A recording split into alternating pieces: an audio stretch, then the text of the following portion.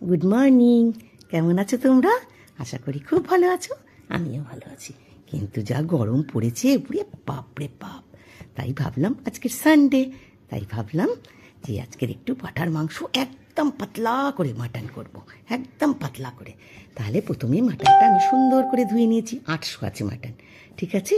এই টক দই 2 চামচ, জিরের গুঁড়ো, একটু ধনের গুঁড়ো, একটু হলুদের গুঁড়ো, একটু কাশ্মীরি লঙ্কার গুঁড়ো আর একটু সর্ষের তেল দিয়ে ওটাকে ম্যারিনেট করে রাখলাম। আর এইবার একটু আদা, রসুন, কাঁচা লঙ্কা, এটা কিন্তু আমি আজকের কাঁচা লঙ্কা দিয়ে করব, কেননা এই গরমের মধ্যে শুকনো লঙ্কা একদম খাবো না, আর আমাদের বাড়ির কেউই খেতে চাইছে না, ঠিক আছে।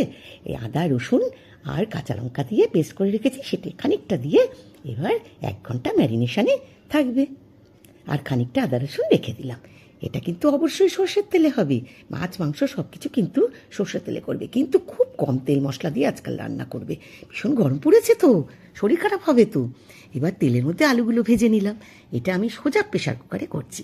একটু সর্ষের তেল দিলাম আর আস্ত গরম মশলা ফোড়ন দিলাম, লবঙ্গ, দারচিনি, এলাচ সব কিছু আছে। দিয়ে ওই ম্যারিনেশন মাংসটা দিয়ে দেবো। দেখো, ম্যারিনেশন মাংসটা কিন্তু আমি আগে দিচ্ছি, আমি কিন্তু পেঁয়াজ দিলাম না, দেখেছো? সেটা খেয়াল করেছো? পেঁয়াজ কিন্তু দিইনি। ম্যারিনেশন মাংসটা একটুখানি নাড়ার পর আমি 3টে পেঁয়াজ খুব জিরি করে কাটিনি, একটু বড় বড় সাইজ করে কেটে রেখেছি। এইবার আমি পেঁয়াজটা দেব। এই দেখো, এইবার আমি পেঁয়াজটা দেব, দিয়ে খুব ভালো করে কষবো।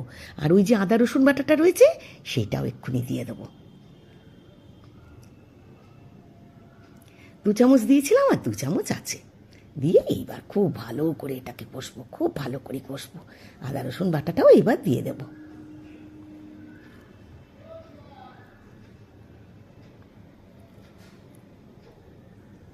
আদা রসুন কাঁচা লঙ্কা, 3টে কাঁচা লঙ্কা দিয়েছি, ঠিক আছে। আমাদের বাড়িতে বেশি ঝাল কেউ খায় না, সেই জন্য 3টে কাঁচা লঙ্কা দিয়েছি।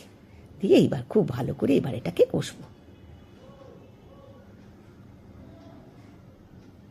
পেঁয়াজটা এইরকম করে দিয়ে তোমরা করে দেখো, যা অসাধারণ টেস্ট হয় না। একদম পাতলা ঝোল হবে, অথচ অসাধারণ টেস্টি হবে।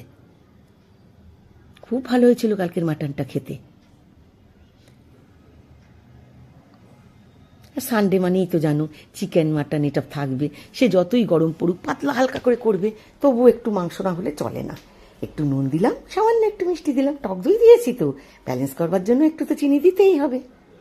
দিয়ে খুব ভালো করে এবার কষবো, একদম তেল ছাড়া পর্যন্ত কষবো।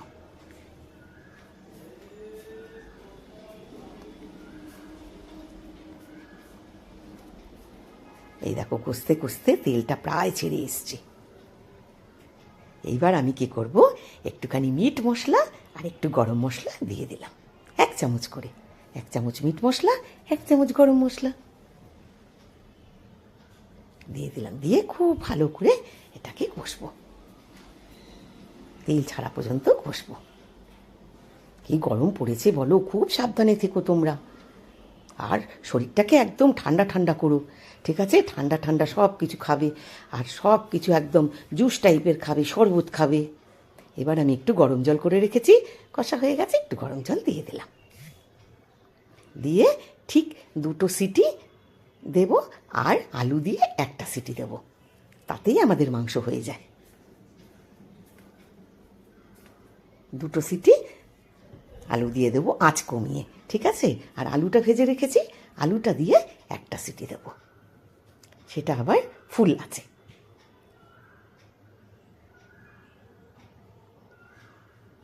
এই দেখো, আঁচটাকে ফুল করে রেখেছি, ঠিক আছে। তাহলে এই দেখো, মাটনের ঝোলটা একদম পাতলা ফিনফিনে ঝোল হয়েছে, অথচ যা সুন্দর টেস্টি হয়েছে না, খুব ভালো হয়েছে খেতে। তাহলে ভালোবেসে আমার সাথে থেকো। এতক্ষণ ধরে দেখবার জন্য একটু ঘিও দিয়ে দিলাম, লাস্টে সামান্য একটু ঘি দিয়ে দিলাম। ব্যাস, মাটনের পাতলা ঝোল একদম রেডি। তাহলে ভালোবেসে আমার সাথে থেকো। এতক্ষণ ধরে দেখবার জন্য অনেক শুভেচ্ছা, ভালোবাসা। খুব ভালো থেকো। খুব গরম পড়েছে কিন্তু, খুব সাবধানে থেকো, খুব ভালো থেকো।